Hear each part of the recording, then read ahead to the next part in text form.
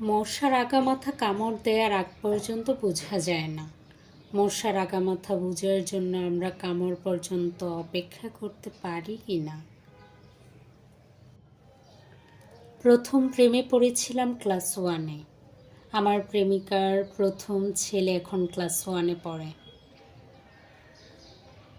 সরকারি যন্ত্র আওয়াজ করে বেশি, কারণ পর্যাপ্ত তেল পায় না। সরকারি মানুষ আওয়াজ করে কম, কারণ পর্যাপ্তের অধিক তেল পায়। সব পাখি ঘরে ফিরে, সব মশাও ঘরে ফিরে।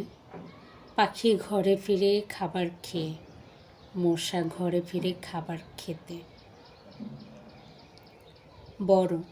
সবচেয়ে বড় পাহাড়ের উপরে যে গাছ, তার গায়েও বৃষ্টি পড়ে, তার পাতাও ঝরে পড়ে সময়ে অসময়ে। দিনে দিনে মানুষের মনের তাপমাত্রা বাড়ছে।